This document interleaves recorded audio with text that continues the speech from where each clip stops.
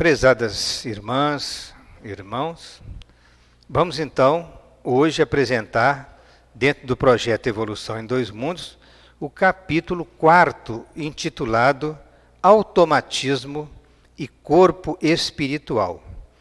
Neste capítulo, nós vamos abordar os seguintes itens: automatismo fisiológico, atividades reflexas do inconsciente, teoria de Descartes, automatismo e herança, evolução e princípios cosmocinéticos, gênese dos órgãos psicossomáticos e trabalho da inteligência.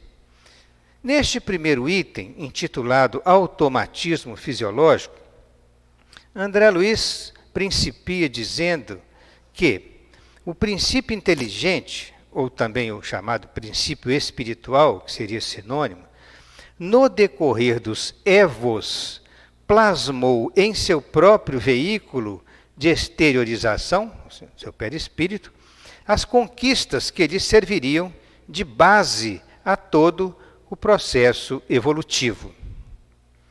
Dominou as células, tanto físicas quanto espirituais, colocando-as a seu serviço.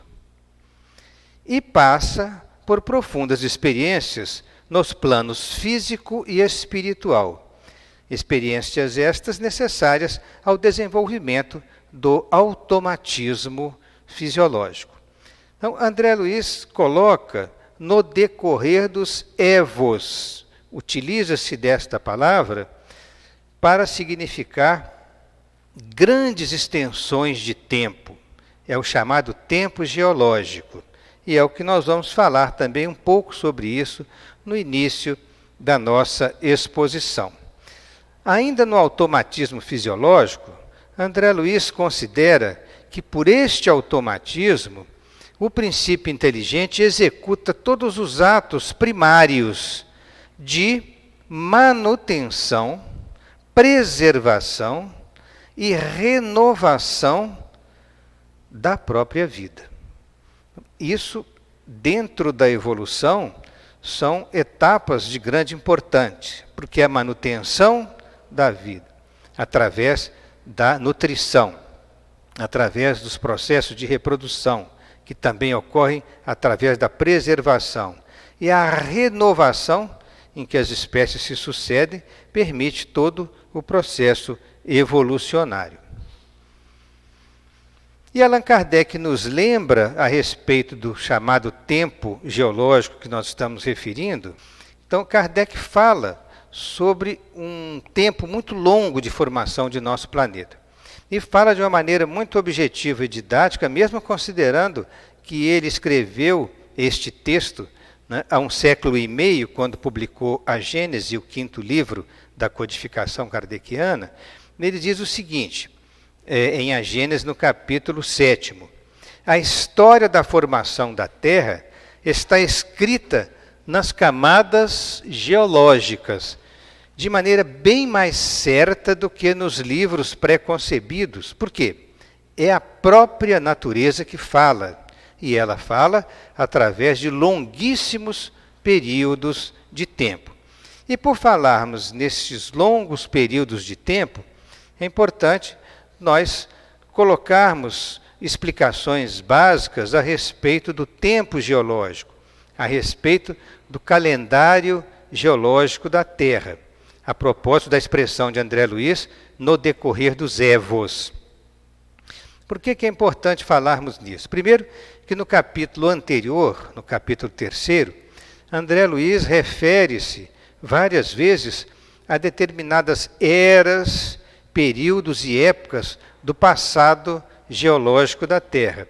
Ele chega a nomear algumas destas épocas pelas quais nós evoluímos no passado, chamando, por exemplo, atenção para a longa era pré-cambriana, fala de período supracretáceo, fala de Jurássico, fala de épocas mais recentes, como Pleistoceno, Plioceno, e por abordar nomes variados relacionados ao tempo geológico, nós decidimos inserir nesta parte inicial da aula toda uma explicação básica do calendário geológico, para que daqui para frente, quando se referir a um determinado termo desta época, nós estaremos já esclarecidos quanto ao seu significado.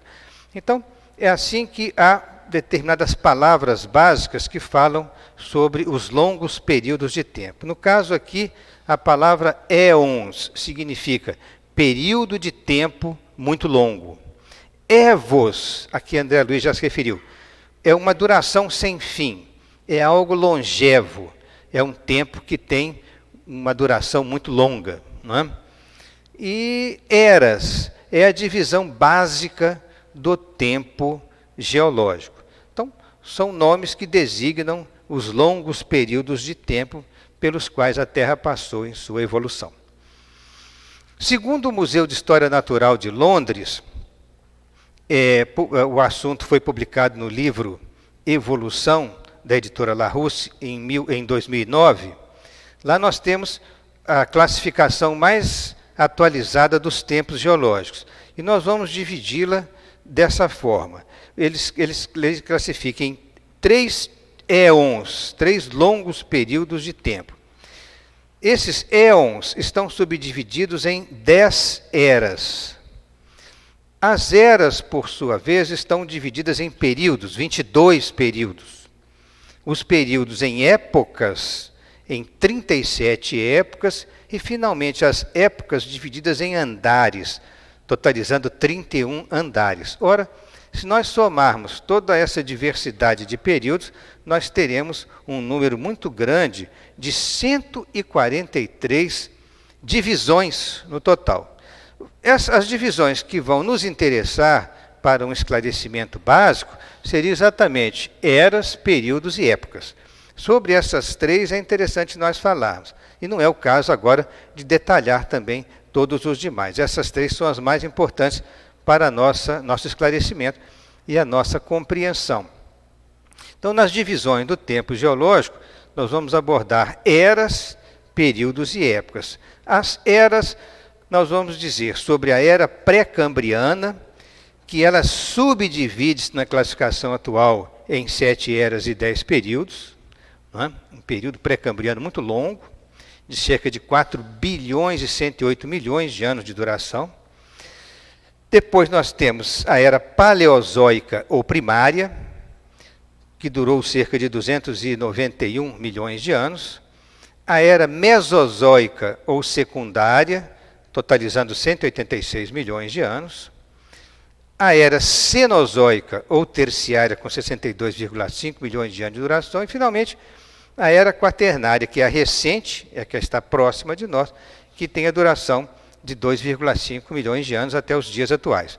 A soma total dessas durações chega a 4 bilhões 650 milhões de anos, que é o tempo considerado e aceito pela maioria dos cientistas para a duração, o tempo de vida de nosso planeta até a atualidade, desde a sua formação até a atualidade.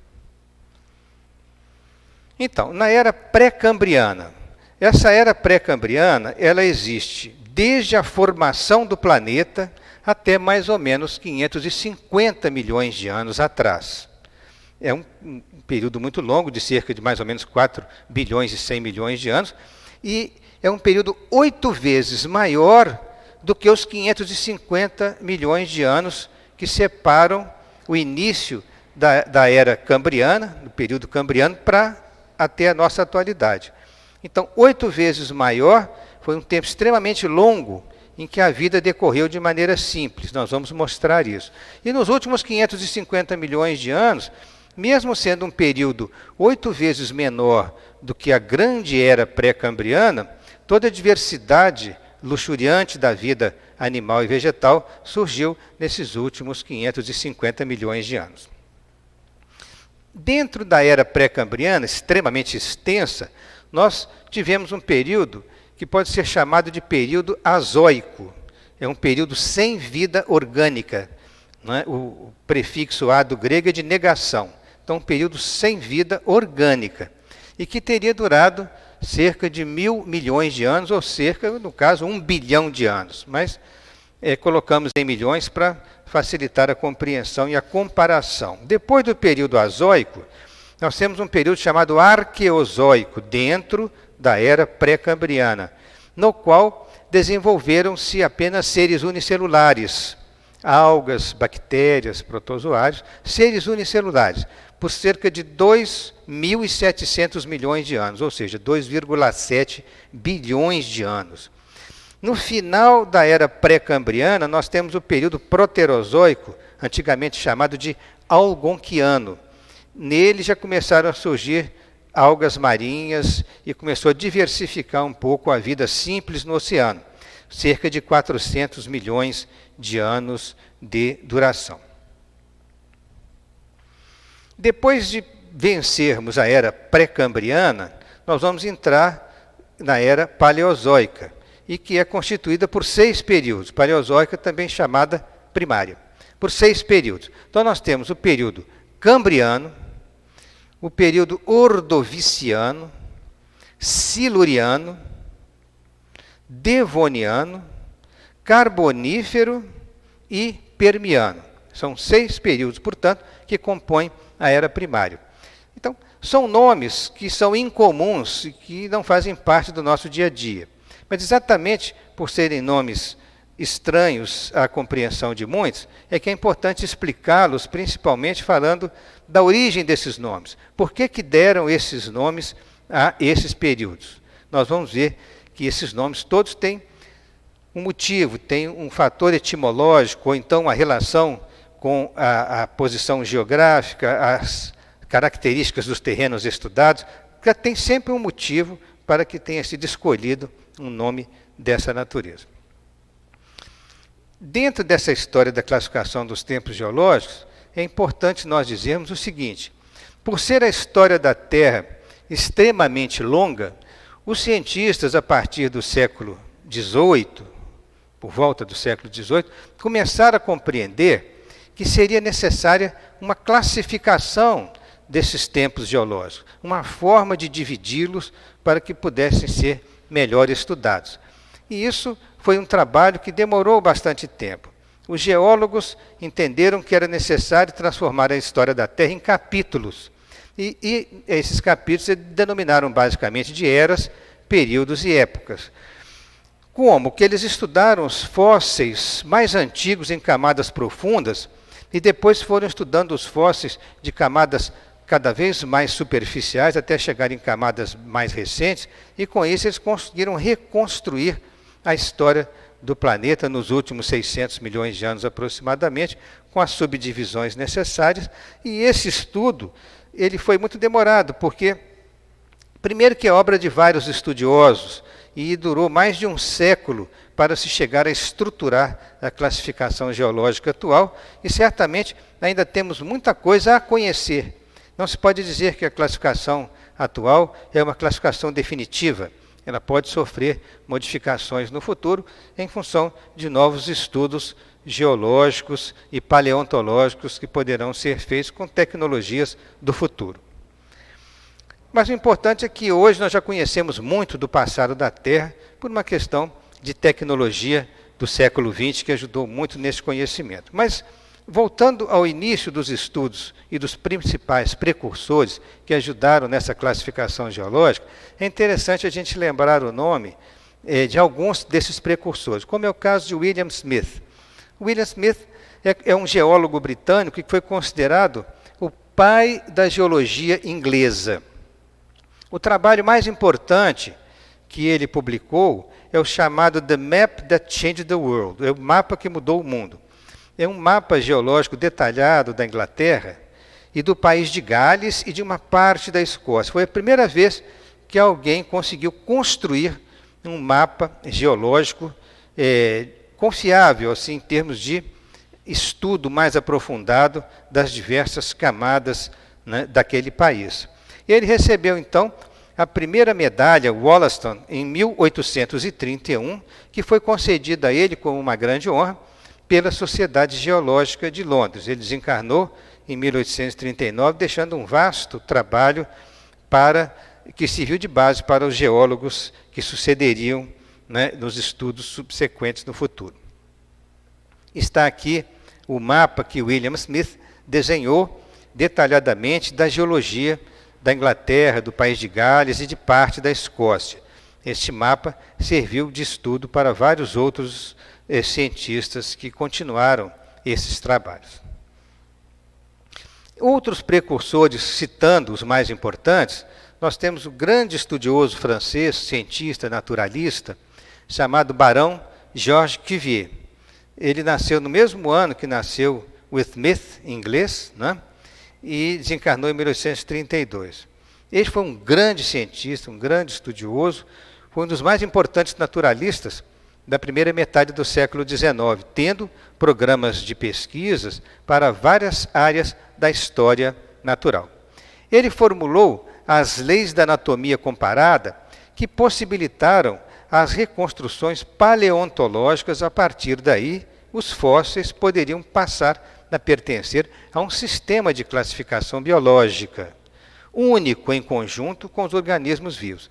Interessante que Cuvier tornou-se uma grande autoridade em paleontologia. Nos estudos de fósseis, ele tinha uma área enorme à sua disposição, em museu de Paris, que cedeu todas as instalações para ele. Ele tinha um escritório muito grande, funcionários à sua disposição, era um homem extremamente estudioso, organizado, com uma memória fantástica. Então, ele classificou vários fósseis, fez divisões desses fósseis e fez estudos comparativos entre todos eles, a ponto de pegar poucos ossos e reconstituir um animal a partir de um número pequeno de ossos fósseis. Mas, curiosamente, embora ele fosse o pai da paleontologia e o pai da anatomia comparada, assim chamada, ele ainda era fixista. Ele acreditava, por ponto de vista religioso, que as espécies teriam sido criadas iguais por Deus desde o início, e que apenas os grandes cataclismas do globo terrestre justificavam aquelas mortes em massa e a consequente formação dos fósseis. Mas isso não tem nenhum problema, no sentido de que tem um valor enorme o trabalho que ele deixou de toda a classificação paleontológica e de todos os recursos que ele deixou para montar todo um museu de história natural. Nós temos mais dois precursores, né? Nós falamos de Smith, né, do Barão Cuvier. Agora nós temos o Roderick Murchison, que é um geólogo inglês, um geólogo escocês, que foi o primeiro a descrever e a investigar a chamada Era Siluriana. Essas pesquisas, junto com a descrição dos campos carboníferos e formações terrestres no sul de Gales e na região costeira da Inglaterra, foram agrupadas num livro que ele publicou chamado The Silurian System, que foi publicado em 1839.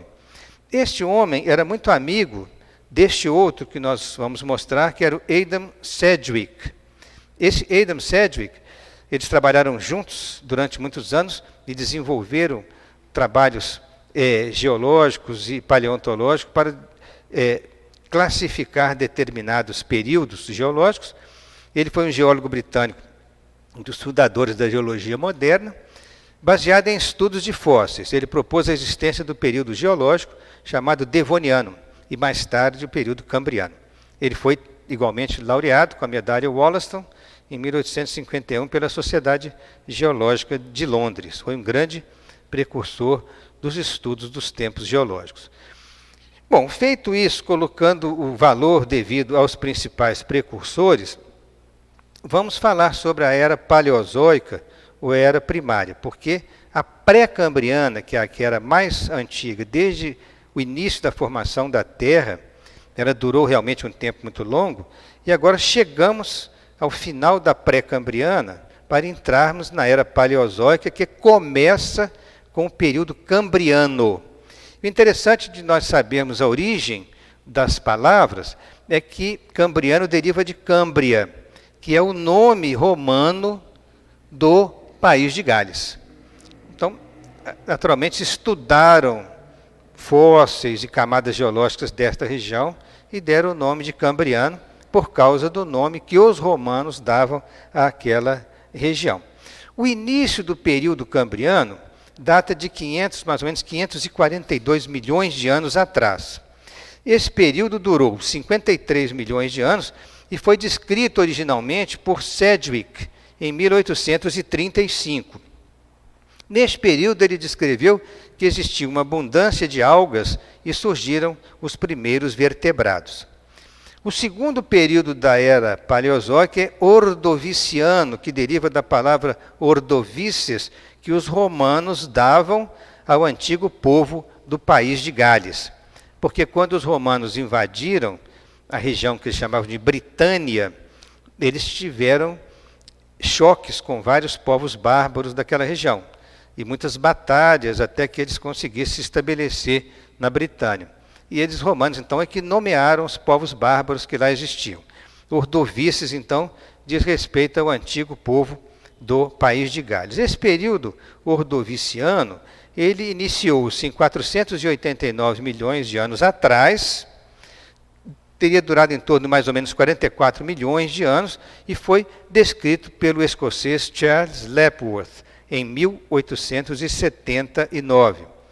Nesta ocasião, predominavam formas de vida como algas e corais, esponjas e moluscos. Nós tínhamos uma vida marinha exclusivamente. O terceiro período da era paleozoica ou primária é chamado siluriano. Deriva de silures, que é outra palavra que os romanos usavam para dar nome a um outro tipo de povo bárbaro existente no país de Gales. Ele iniciou-se em 444 milhões de anos atrás, durou 28 milhões de anos, um período completo siluriano, 28 milhões de anos, e foi descrito por Murchison em 1835. Neste período começaram a surgir as primeiras plantas e os peixes sem mandíbula. O período seguinte, dentro da era paleozoica, ou primária, é chamado de Devoniano, é o quarto período. Deriva da palavra Devon, que é um nome de uma região do sul da Inglaterra. Ele iniciou-se em 416 milhões de anos atrás e durou um tempo de 56 milhões de anos. Foi descrito por esses dois cientistas amigos, Murchison e Sedgwick, em 1839. Eles colaboraram muito para a compreensão do calendário geológico. Neste período já houve uma evolução maior, as primeiras plantas com sementes surgiram, os peixes primitivos também começaram a evoluir, os primeiros insetos e anfíbios já são registrados neste período. Aqui apenas por uma curiosidade, os romanos chegaram até a fazer um mapa da antiga Britânia. E o mapa romano da antiga Britânia mostra o nome de várias regiões e dos povos que habitavam essas regiões. Nomes esses que contribuíram para criar os nomes adequados para o calendário geológico. É interessante que este mapa ele vai até o limite norte, separando da Escócia. E lá, naquela região, os romanos tiveram que construir um colosso de uma muralha de mais de 200 quilômetros de comprimento, indo de costa a costa, chamada Muralha de Adriano, que era para preservar a região da Britânia de invasões bárbaras, porque os romanos conseguiram levar as conquistas deles até o norte da Inglaterra atual, mas eles tiveram que parar no limite da Escócia, porque enfrentaram muita resistência de povos bárbaros, então construíram a muralha. A muralha seria uma defensiva para que os bárbaros não invadissem a Britânia. Bom, então esse mapa é interessante porque ele mostra regiões com os nomes latinos, né? Mostram regiões adequadas com os nomes próprios, não só de cada região, dos rios que existiam nessas regiões, os acidentes geográficos naturais e os povos que ali habitavam. Portanto, nós teríamos aí curiosidades de nomes latinos que geraram a compreensão de outros nomes, a explicação da causa de nomes em várias situações diversas, né? Continuando na era paleozoica, nós vamos chegar no quinto período da paleozoica, que é o chamado período carbonífero, que diz respeito às camadas de carvão existentes na Inglaterra, camadas essas em que os geólogos estudaram vários fósseis para classificar o período que, nesta época, nós podemos considerar que teria iniciado por volta de mais ou menos 360 milhões de anos atrás, com a duração em torno de 60 milhões de anos. Geólogos ingleses como Conybeare e Phillips, em 1822, descreveram os fósseis e classificaram este período no calendário geológico. Ali nós teríamos as primeiras árvores do tipo gimnospermas e coníferas. Coníferas são pinheiros, né? E os primeiros répteis semelhantes a mamíferos teriam existido naquela ocasião. O sexto período da era paleozoica seria o período permiano, cujo nome deriva de Perm. Perm é uma província na Rússia. Então, um geólogo inglês foi à Rússia, estudou as camadas geológicas daquela região e classificou esse período pelas características de fósseis ali existentes. Então, o nome Perm deriva de uma província na Rússia. Esse período iniciou-se por volta de 300 milhões de anos atrás e teve a duração de 50 milhões de anos. Foi descrito pelo geólogo inglês chamado Murchison, em 1841. Neste período predominaram grandes árvores coníferas, grandes florestas de pinheiros, né? Os primeiros dinossauros começaram a surgir e os primeiros mamíferos igualmente. Então, nesta época, por volta de mais ou menos entre 300 milhões de anos e 250 milhões de anos atrás, é que começou a formação da Pangeia, aquele continente único, né, que dominava todas as áreas que estavam emersas, né, as áreas continentais, se ligaram em um continente muito grande, conforme nós vamos mostrar. Então, nós tínhamos oceanos e um grande continente, que nós denominamos Pangeia. A Pangeia, conforme a gente pode ver aqui, né, é referente ao período permiano de 225 milhões de anos atrás. Depois, progressivamente, nestes quadros, nós vamos vendo que, passando pelo Triássico, Jurássico, Cretáceo e na atualidade, a Pangeia foi progressivamente sofrendo uma separação desse grande continente e formando toda a configuração dos continentes que temos na atualidade. Então, trata-se de um continente único, segundo a teoria da deriva continental, né, das placas tectônicas, e que existiu mais ou menos 220 milhões de anos atrás, durante a chamada Era Mesozoica. Está aqui, né, é interessante mostrar que era um grande oceano, né, a Pangeia aqui central, era um grande oceano. Este grande oceano era chamado de Pantalassa, né, os geólogos o chamam de Pantalassa. E havia um mar interior, cercado como se fosse uma grande baía, chamado Mar de Tétis. E dentro da Pangeia, conforme a gente vê nesta figura, é, de certa forma, até possível a gente reconhecer os continentes que iriam se formar para definir, na atualidade, né, a configuração do planeta nas divisões atuais continentais.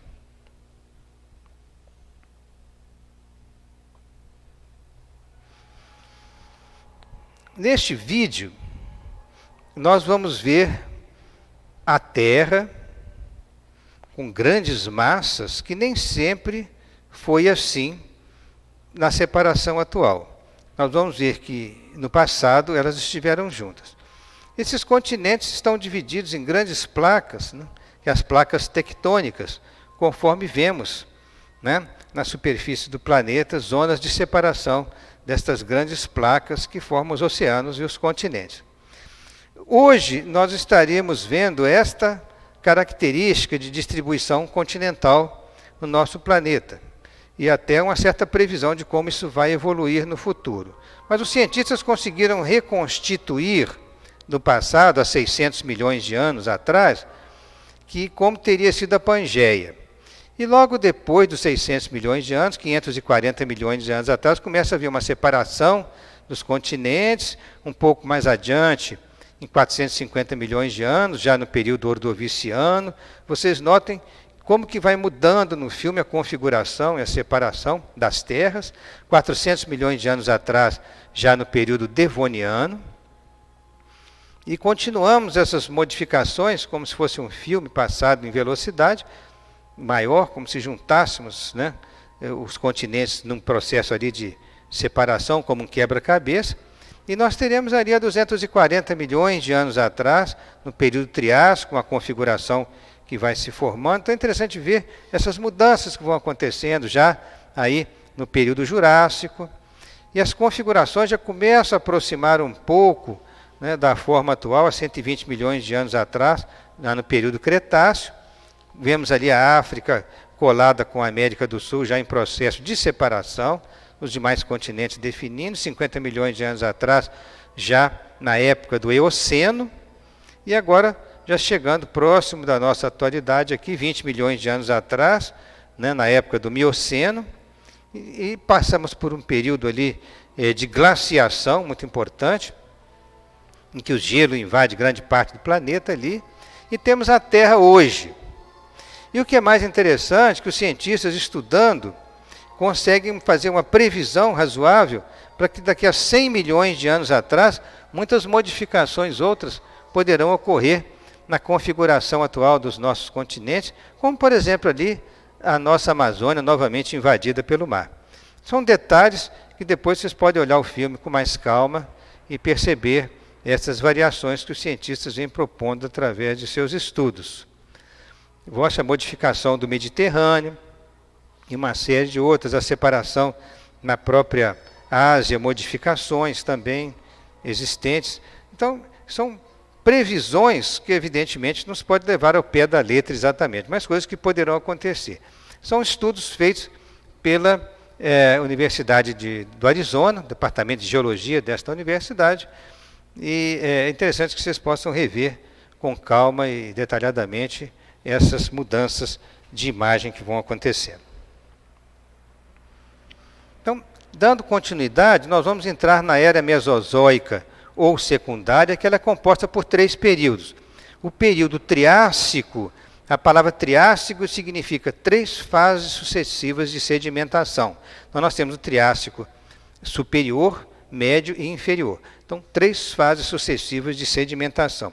O Triássico teria se iniciado há 250 milhões de anos atrás, mais ou menos, com um tempo de duração de 50 milhões de anos, descrito pelo alemão Friedrich von Albert, em 1834. Os primeiros dinossauros teriam surgido nesta época, mamíferos, e ocorreu o início, conforme mostramos no filme, o início da partição da Pangeia.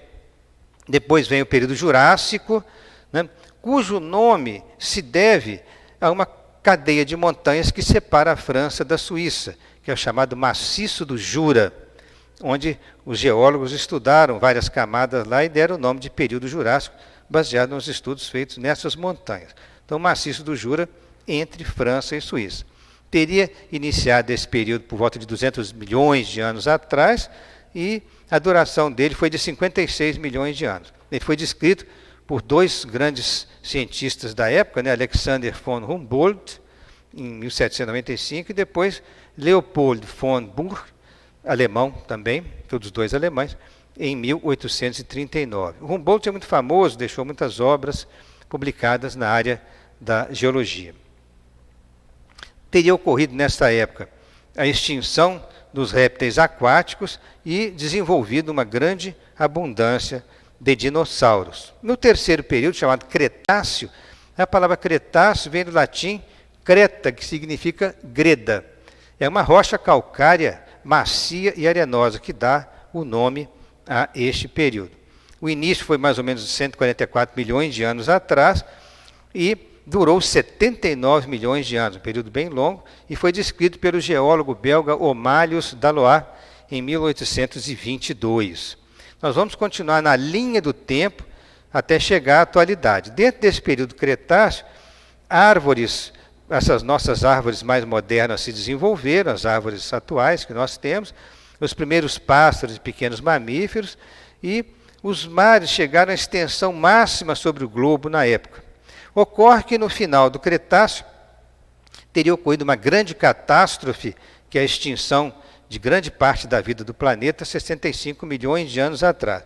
A hipótese mais provável e que é aceita pelos cientistas na atualidade é que essa grande extinção teria ocorrido pelo choque de um grande asteroide com o planeta Terra, asteroide esse que teria mais ou menos 10 quilômetros de diâmetro, e ele chocou-se na altura do Golfo do México atual.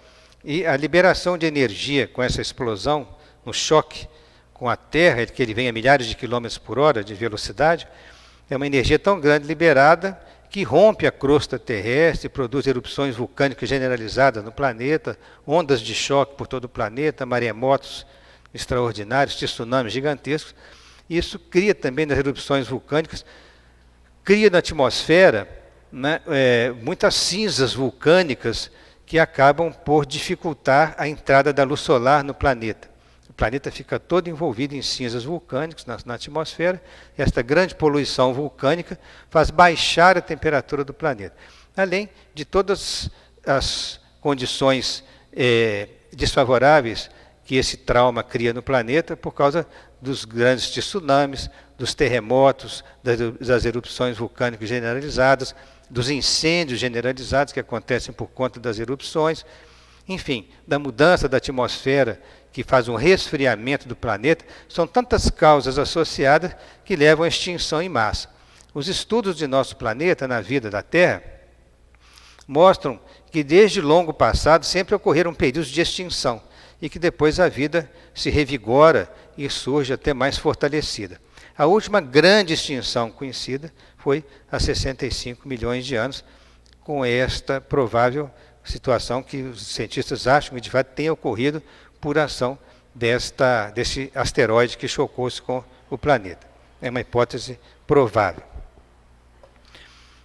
O Alexander von Humboldt, que a gente falou sobre ele foi um grande geógrafo e naturalista explorador alemão e lançou as bases de ciências como a geografia, a geologia, a climatologia e a oceanografia. Ele viajou por todo o continente americano, pela Europa, a Ásia, e efetuou inúmeras observações sobre a geografia e geologia desses países que ele visitou, desses continentes. Estudou os estratos no maciço do Jura, entre a França e a Suíça, né, de onde o nome período Jurássico. Aqui está uma foto mostrando as montanhas do maciço do Jura, na época do inverno, uma região muito bonita, né, que a gente encontra aquelas pequenas vilas muito agradáveis na época do inverno. E finalmente agora chegamos na era Cenozoica, que é um período terciário, que já está mais próximo de nós. Este período é dividido em épocas, já não mais em períodos, então é dividido em épocas. A palavra Cenozoica, ceno do grego, kainos, significa novo, moderno, recente, porque é já uma era que está se aproximando de nós. Então, segundo o princípio da identificação das camadas, por meio de fósseis, os estudiosos aplicaram-se a dividir o período terciário em 5 épocas. O Paleoceno, o Eoceno, então são épocas.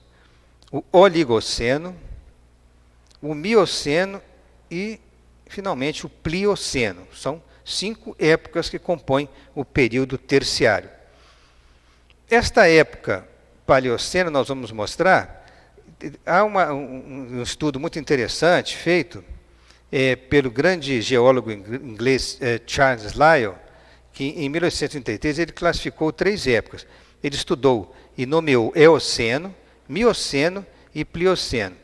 Ele estudou essas épocas e classificou baseado no teor de espécies ainda vivas que ele encontrou nos períodos fossilizados. Como espécies ainda vivas? Ele, estudando os fósseis, ele verificou que eram fósseis relativos a animais ou vegetais da atualidade. Então, havia alguns daqueles que sobreviveram na atualidade. Então, ele desenvolveu uma tese sobre isso, que quanto mais recente a rocha, maior a porcentagem de animais e plantas modernas ali existentes. Quanto mais antigo, mais vai diminuindo a porcentagem de espécies que ainda vivem, até chegar num ponto que não se encontra mais nenhuma espécie da atualidade. Mas ele, então, classificou, foi um grande estudioso, classificou essas 3 épocas da era Cenozoica e período terciário. No Eoceno, são camadas que contêm apenas 3% de espécies vivas na atualidade. Os outros 97% são de fósseis de animais vegetais que não existem mais. Já no Mioceno, as camadas contêm 17% de espécies vivas. E no Plioceno, tem uma quantidade muito maior, em torno de 50% a 67% de espécies vivas na atualidade. Então, quanto mais superficial a camada, maior a presença de fósseis que se referem a espécies que ainda continuam na atualidade. Esse Charles Lyell, inglês, ele publicou, entre 1830 e 33, uma obra mais importante da geologia, talvez no século XIX, chamada Princípios da Geologia. E destacou-se por seus estudos em estratigrafia, quer dizer, estudo de camadas geológicas, né? E os fósseis nelas contidos. O interessante é que, se vocês forem à Gênese de Allan Kardec, vão encontrar que o próprio Allan Kardec cita o Lyell no capítulo 8º, item 27 de A Gênese. Certamente Kardec teve a oportunidade de conhecer a obra dele e de estudá-la para que, baseado em vários princípios desta obra, ele pudesse escrever os aspectos científicos que ele colocou em A Gênese. Na era cenozoica, então, nós já colocamos a divisão, né, das 5 épocas, né? Vamos falar agora do Paleoceno. Paleo é antigo, do grego, significa as rochas mais antigas do período terciário. Iniciou por volta de 65 milhões de anos atrás e durou 11 milhões de anos. E foi descrito por um alemão chamado Wilhelm Schimper, em 1874. Neste período aconteceu a expansão dos mamíferos modernos e os primeiros primatas surgiram. Eoceno, el quer dizer próprio de, teve início mais ou menos 54 milhões de anos atrás e durou cerca de 16 milhões de anos, descrito por esse geólogo inglês que nós referimos, Charles Lyell, em 1833. Aí começou a acontecer a separação entre os continentes da África e da América do Sul. A terceira época chama-se Oligoceno, óligo do grego de pouco, teve início mais ou menos 38 milhões de anos atrás e durou 12 milhões de anos. Foi descrito por August von Beirich, em 1854. Ali, os mamíferos de pastagem começaram a se desenvolver e os primeiros antropóides, quer dizer, os primeiros macacos. Antropóide é macaco. No Mioceno, mio quer dizer menos, início a 26 milhões de anos, um período que durou 19 milhões de anos, também descrito por Charles Lyell, em 1833, e outros animais foram desenvolvendo, como os morcegos, aves, os marsupiais, que é aqueles mamíferos que têm os filhotes na bolsa, marsupial, e a expansão das pastagens aconteceu nesta época. O Plioceno, plio quer dizer mais numeroso, início mais ou menos 7 milhões de anos atrás, e teria durado 4,5 milhões de anos esta época, também descrito por Charles Lyell, na mesma data, de 1933, onde surgiram, então, os primeiros hominídeos. E, finalmente, agora já entrando na era, nós terminamos, né, ali anteriormente referindo, nós terminamos no Plioceno, as 5 épocas do período terciário. Agora, nós vamos entrar na era cenozoica. Continuando na era cenozoica, vamos entrar no período quaternário, que é um período mais recente. Esse quaternário tem apenas 2 épocas, que é o chamado Pleistoceno, Pleisto quer dizer o mais numeroso, durou 2,5 milhões de anos atrás, período este, época esta, descrita pelo francês Gilles de Noyer em 1829. Então, ocorreu uma evolução dos hominídeos nesta época, diversificando os hominídeos, e 4 grandes glaciações, né, de resfriamentos do planeta ocorreram também nesta época.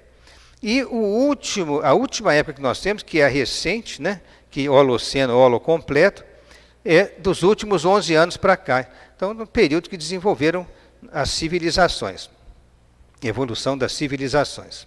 Então, depois do Pleistoceno, nós temos o Holoceno. Holoceno significa completo. Seria equivalente aos últimos 11 mil anos em que ocorreu toda a evolução das civilizações na Terra. É importante considerar que toda esta cronologia do tempo geológico consta, a chamada linha do tempo, consta do livro citado abaixo, que é o livro intitulado Evolução, a História da Vida, de Douglas Palmer, primeira edição pela Larousse, publicada em 2009. Ele traz toda essa classificação mais atualizada dos chamados tempos geológicos e ele publica lá, muito interessante, a chamada linha do tempo. e na linha do tempo ele mostra divisão por divisão com seus detalhes. Então, para aqueles que quiserem se aprofundar mais, buscar a fonte de evolução, a história da vida. E é interessante citar também que nesses períodos mais recentes houve 4 grandes glaciações, que duraram cada uma delas aproximadamente 50 mil anos.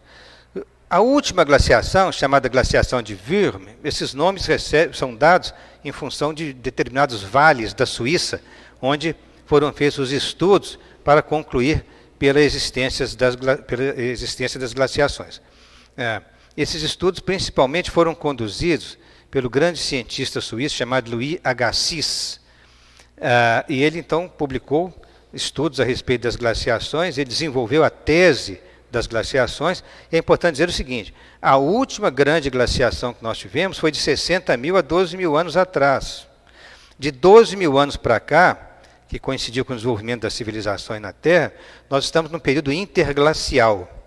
Nós não sabemos quanto tempo no futuro vai demorar para vir uma próxima glaciação. A considerar pelos intervalos do passado, é um intervalo bastante considerável em milênios, mas é importante que os climatologistas continuem fazendo suas observações sobre as mudanças climáticas. Importante saber que no período interglacial é mais fácil a Terra desenvolver toda a evolução civilizatória e tecnologias, etc., porque a temperatura fica mais amena e favorece esse trabalho. Entrando no segundo item da nossa aula, intitulado Atividades Reflexas do Inconsciente, é importante, nós vamos falar sobre o automatismo. E automatismo, segundo os dicionários, seria qualidade do que é automático. Automático vem do grego automatos, que significa que age por si mesmo.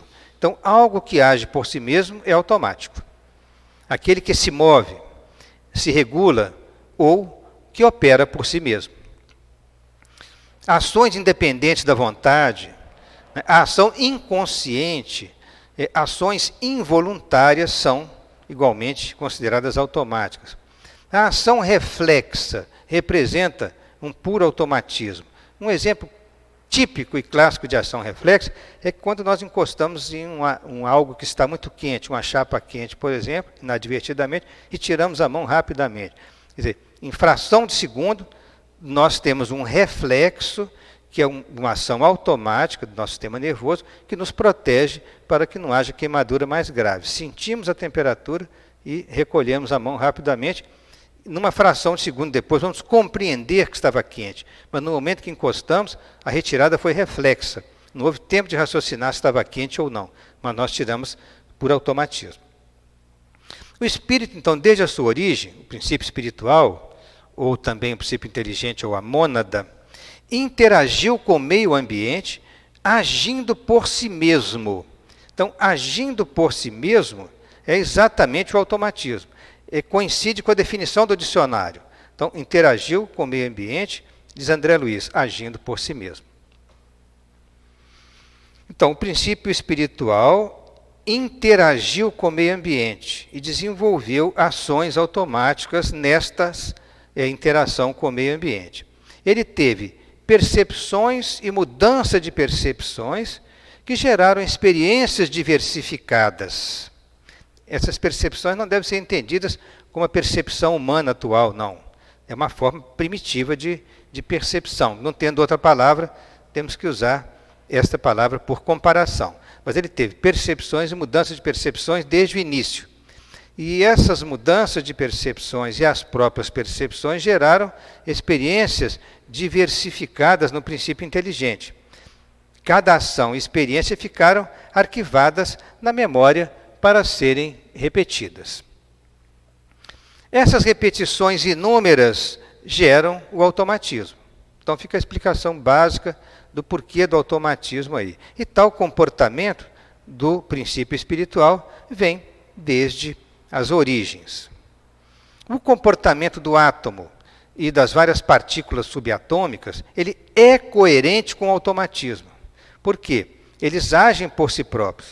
Quer dizer, o átomo ele é coerente no sentido de que ele tem todas as suas propriedades, tem os seus movimentos, as suas interações com outros átomos, mas ele realiza isso por um processo de automatismo, né? O átomo não tem que pensar em fazer isso aqui, ele tem o automatismo embutido nele, né? A diversidade dos átomos e a afinidade química gera a variedade de moléculas que formam várias substâncias. Mais simplificadas, essas substâncias no início, as moléculas experimentam a evolução química e constituem-se em moléculas complexas, como proteínas e ácidos nucleicos.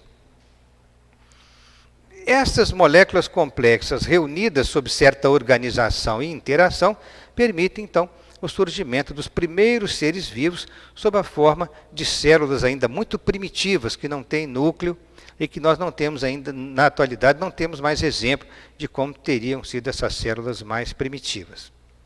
Em todos esses processos, o automatismo está implícito sob o comando do princípio espiritual. Então, os primeiros organismos, conforme os biólogos falam, os evolucionistas, os primeiros organismos foram precedidos por um longo período de evolução química. Vamos nos remeter à grande era pré-cambriana, desde o início da formação do planeta, né, até mais ou menos 550 milhões de anos atrás. Os primeiros 1.000 milhões de anos, primeiro bilhão de anos, decorreu em evolução química, porque não havia vida orgânica constituída ainda. Então demorou 1 bilhão de anos na evolução química para constituir as primeiras formas elementares, as primeiras células bem primitivas, como vida orgânica constituída. Isso demorou muito tempo. E de lá para cá, essas primeiras células primitivas geraram toda a diversidade atual. O aprendizado, ou o ato de reaprender, porque por que reaprender? Porque nós já tivemos várias reencarnações no passado e nós já tivemos muitas oportunidades de aprender várias vezes. Então, hoje, pela fieira de reencarnações passadas, nós dizemos que nós estamos sempre reaprendendo, porque nós estamos recordando muitas coisas que já aprendemos, né? Desenvolve-se esse aprendizado à custa de considerável esforço, como, por exemplo, no caso da leitura e da escrita, que envolve vontade, memória, coordenação motora, visão e audição. Tudo isso é envolvido no processo de aprendizado, ou reaprendizado, né, da leitura e da escrita. Logo depois que a gente reaprende na escola, isso se torna automático, se transforma em funções automáticas, sendo executadas com frequência e pouco esforço. Como se deu, então, a incorporação das experiências e mesmo a evolução da inteligência no princípio espiritual? É o que nós vamos ver agora no item 3, intitulado Teoria de Descartes.